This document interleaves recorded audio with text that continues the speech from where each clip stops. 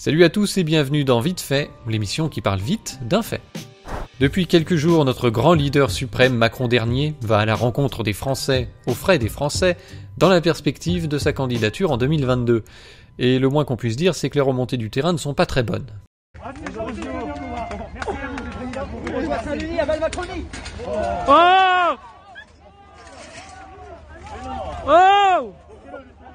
Et alors, qu'est-ce qui s'est passé? D'habitude, tout est organisé, tout est balisé dans ces déplacements. Il y a plus de CRS et de journalistes que de spectateurs. Alors ils sont filmés en plan serré pour faire croire qu'il y a du monde, mais en vrai, t'as 10 personnes derrière une barrière. Et il y en a quand même dans le lot qui sont venus mettre des tartes. C'est pas sérieux. Heureusement que Macron était prêt. Selon un soutien, il s'est entraîné toutes les semaines à la boxe pour préparer sa tournée présidentielle. Quoi de plus naturel? Moi, avant de rencontrer les artisans, je fais l'entretien de mon P38, il y en a qui sont durs en affaires. J'espère que l'entraînement lui aura mis de la corne sur les joues, parce que vu le bilan de son premier mandat, il va en avoir besoin. En tout cas, ces vidéos nous montrent que l'électorat de Macron se résume à une poignée de vieilles femmes décérébrées qui amalgament les idées et la scène politique avec l'actu people. Vite! Oh putain, je l'ai plus là. Allez, venez là. Un petit coup. Oula. Viens là. Oula. Oh non, ils sont cons quoi. Non, mais n'importe quoi. Ah, c'est une honte, oui. Oh, mais ils sont marteaux. Venez là, nous on veut pas du mal. Monsieur Macron. Une photo si on veut pas du mal. Cet événement a aussi le mérite de mettre en lumière ce qu'on va appeler les suceurs du Macronistan. C'est toutes les petites chattes sur les plateaux de télé et dans la classe politique qui ont condamné cette gifle avec toutes sortes de superlatifs jusqu'au grotesque. Alors je vais pas tout citer, mais il y a un certain nombre de mots-clés habituels qui reviennent. La haine et la violence, ce n'est pas très gentil. Ça n'a pas sa place dans le débat démocratique. Les institutions de la République sont en danger, il faut un sursaut républicain. Et puis bien sûr le fameux « gifler le président, c'est gifler la France ». Et pas n'importe laquelle, monsieur, la France d'Emmanuel Macron. Reste à savoir si on fait partie des Français qui ont mal aux joues ou mal aux mains. Je pensais que cette gifle n'était pas une gifle et que ça n'était pas un homme qu'on giflait, mais vraiment une fonction, et un peu chacun d'entre nous, en fait. Parce que dans chaque élu, et à plus forte raison dans le président de la République, il y a une part de la souveraineté qu'on délègue. Qu'on soit d'ailleurs un électeur ou pas d'Emmanuel Macron, à partir du moment où on admet le système démocratique, c'est-à-dire qu'on transmet une part de nos souverainetés à chaque élu de terrain, à chaque maire, à chaque député et au président de la République, on admet le fait qu'on transmet une part de notre souveraineté. Et donc c'est chacun d'entre nous qui est giflé quand le président de la République est giflé. Ça vous a fait mal?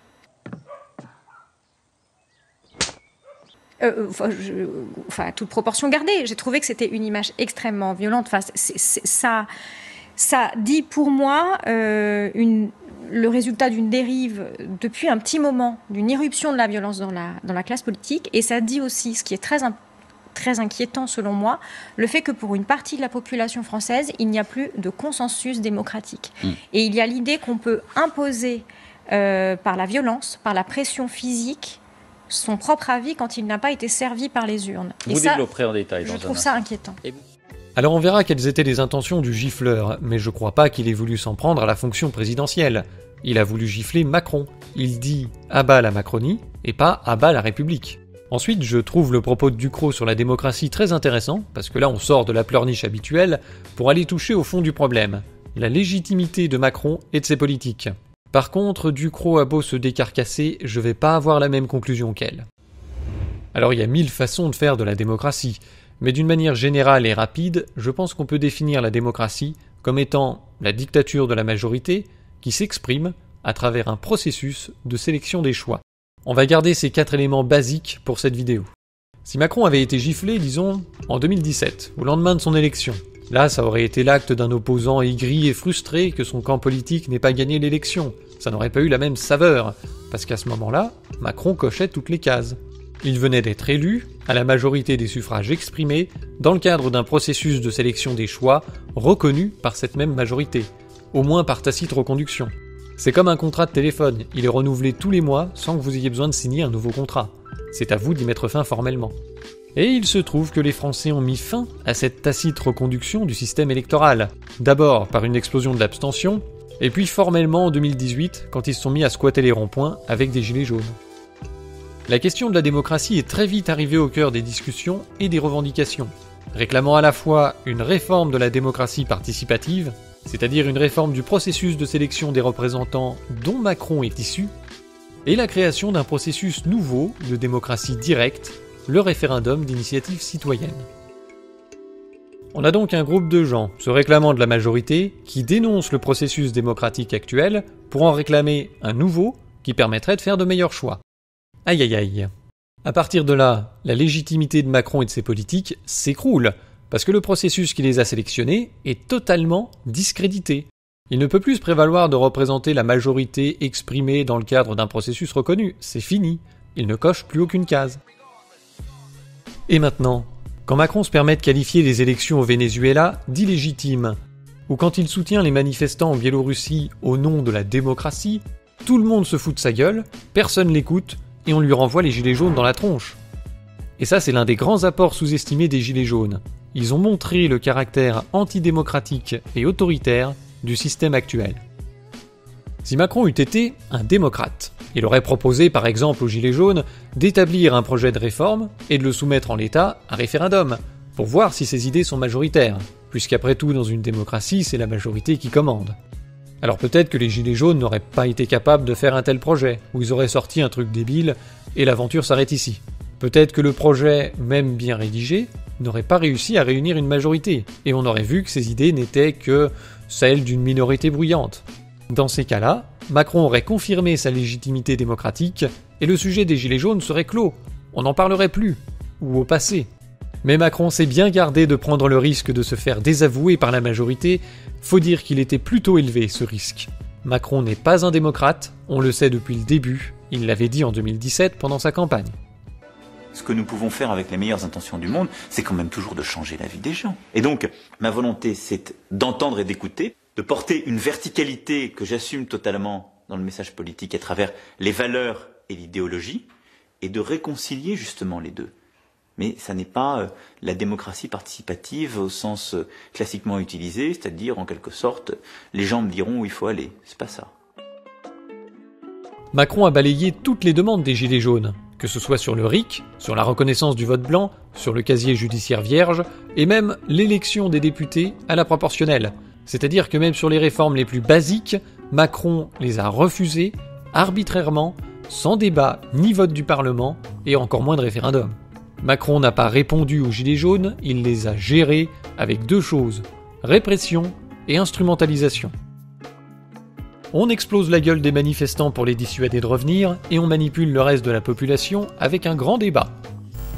Une espèce de one-man show grotesque organisant la vision très personnelle que Macron a du débat démocratique.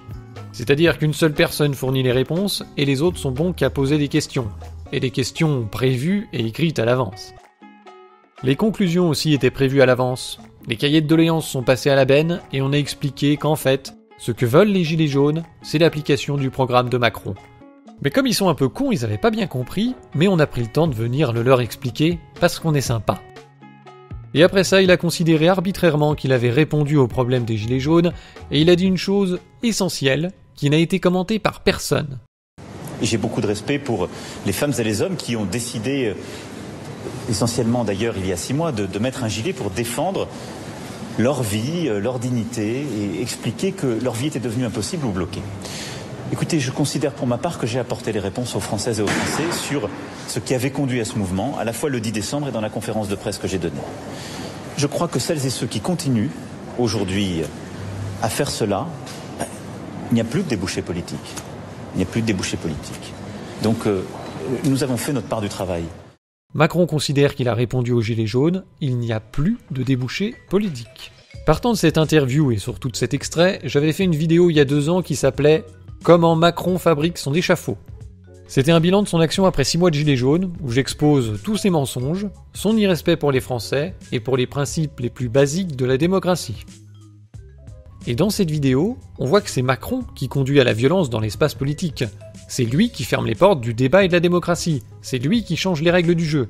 Il nous dit, soit tu sors les fourches, soit tu fermes ta gueule. Mais il n'y a plus de débouchés politiques. 2 ans plus tard, Macron prend une claque, et Emmanuel Ducrot, parmi d'autres, se demande pourquoi il n'y a plus de consensus démocratique dans la société. Ça fait peur. Et pourquoi les gens sont de plus en plus violents dans la vie politique ? Pourquoi est-ce que les gens se mettent à penser qu'on peut imposer son point de vue par la force ? C'est pas comme ça que ça marche en démocratie. Je me demande bien qui a pu leur mettre ces idées dans la tête. Ça doit être un effet des réseaux sociaux ou un coup des Russes. Ou pas. Durant son procès, Damien T, élu gifleur de l'année 2021, raconte avoir été surpris. Macron s'est dirigé vers moi avec un regard tout à fait sympathique et menteur pour faire de moi un potentiel électeur. J'ai été pris de dégoût. Il pense que le président l'a ciblé parce qu'il est jeune. Le prévenu explique avoir éprouvé un grand sentiment d'injustice lorsqu'il a vu des manifestants exclus du passage présidentiel. Je me suis senti investi par ce que représentent les gilets jaunes, qui ne sont jamais écoutés, et par le peuple en général. Comparution immédiate, 4 mois de prison ferme plus 14 mois avec sursis, interdiction de port d'armes pendant 5 ans, privation de droits civiques pendant 3 ans, et pendant ce temps-là, Benalla court toujours. Comme quoi les valeurs de la République tolèrent certaines violences mieux que d'autres. Alors on verra ce qu'il dira de cet événement à tête reposée quand il sortira de prison, je suis sûr que ce sera très intéressant. En attendant, je m'amuse beaucoup de la dichotomie des suceurs du Macronistan qui dramatisent le geste au maximum. La gifle est une atteinte aux valeurs de la République, c'est toute la France qu'on a giflé, c'est horrible et ouin ouin ouin. Mais dès qu'il s'agit des intentions, ils minimisent. C'est une bêtise. L'acte d'un gamin à côté de la plaque. Il doit être un peu psychotique, en plus il a lu Mein Kampf. Ses intentions n'ont aucune importance. C'est un jeune, fou, nazi, qui sait pas ce qu'il fait. Circuler, y a rien à voir. Eh ben oui, parce que si on commence à se demander ce que ressentent les gilets jaunes et qu'on voit comment Macron fabrique son échafaud, on risque de perdre toute empathie pour le gifler. On pourrait même se dire qu'il l'a bien mérité. Et on pourrait reconnaître en Damien, sinon un héros, le mot est peut-être un peu fort, au moins un précurseur. Il faudrait pas que la nouvelle mode ce soit d'aller foutre des tartes dans la tronche du président.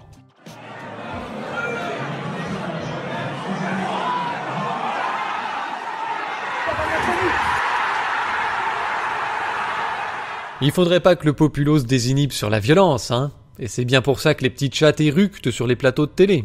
L'un des rôles principaux des médias, c'est d'éduquer les masses à la docilité. À chaque fois que vous avez une personne ou des biens qui sont malmenés physiquement dans un cadre qui devrait être démocratique, c'est-à-dire où on est plus censé discuter que se taper dessus, eh bien vous avez un flot de commentaires hystériques dans les médias, même quand l'événement est mineur ou faux. Une chemise de DRH arrachée, des manifestants bruyants sous les fenêtres de Marlène Schiappa, un incendie près des bureaux d'un journal, un hôpital attaqué par des gilets jaunes assoiffés de sang, un François Hollande enfariné, Valls ou Macron qui prennent une claque, et tout de suite vous les entendez couiner sur la démocratie, les valeurs de la République, le respect du débat et ouin ouin, la violence, c'est mal. Et oui, c'est vrai, c'est mal. Comment on en est arrivé là ? Parce que la plupart des gens n'ont pas envie d'être violents, ils veulent vivre leur vie tranquillement, ils ont autre chose à foutre de leur week-end qu'aller foutre des tartes au président. Est-ce que ce serait pas le juste retour de bâton quand une minorité pourrit la vie de la majorité en abusant arbitrairement de son pouvoir et en insultant tout le monde ? Est-ce qu'il n'y aurait pas une piste à creuser là ?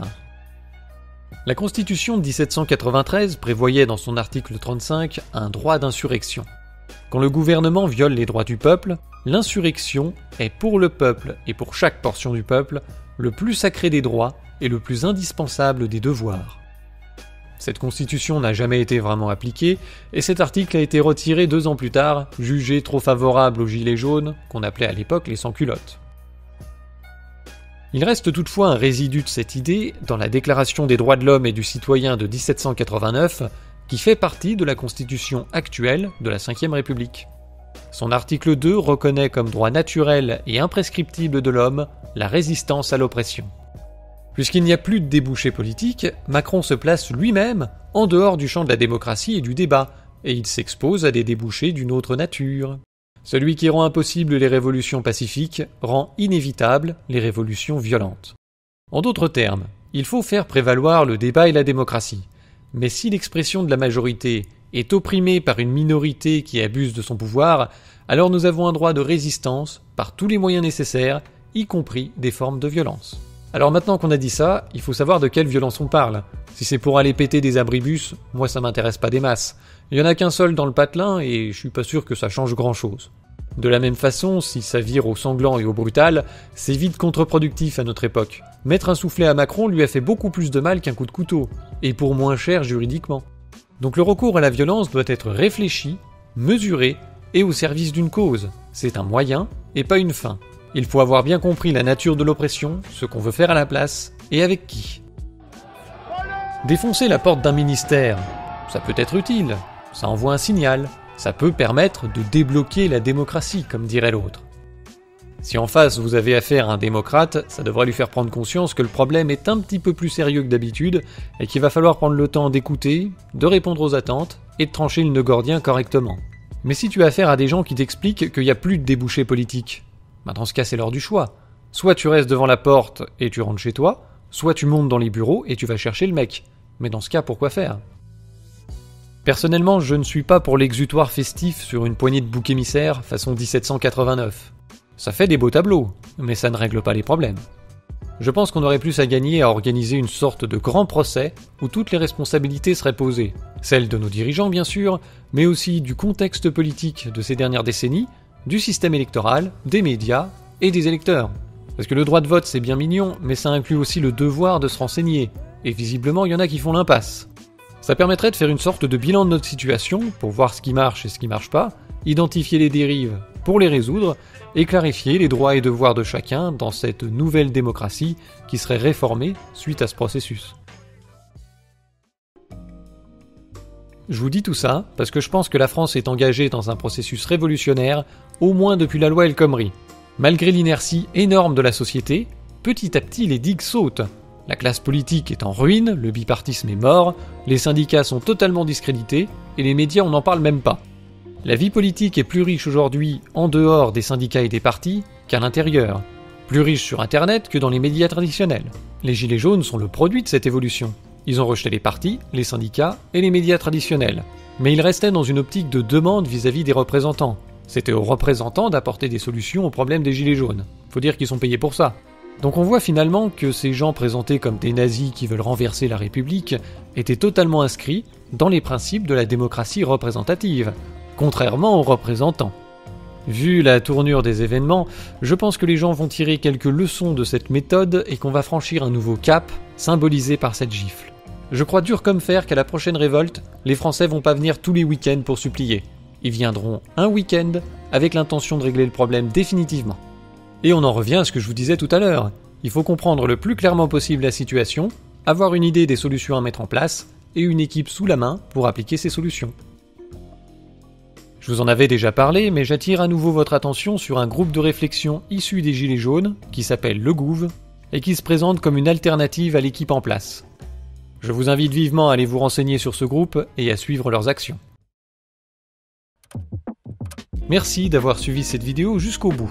Si Emmanuelle Ducrot passe dans le coin, elle peut cliquer ici pour voir comment Macron fabrique son échafaud. Je vous encourage à partager massivement les vidéos pour faire connaître la chaîne et vous pouvez la soutenir financièrement via Tipeee ou en faisant un tour sur la boutique d'artisanat. D'ailleurs, on vient de sortir 2 nouvelles coques de téléphone à l'effigie du drapeau français et du coq pour les Gaulois réfractaires. Cette boutique devrait prendre un petit coup d'accélérateur au cours de l'été. Je vous parlerai régulièrement des nouveautés à la fin des vidéos. Sur ce, à la prochaine!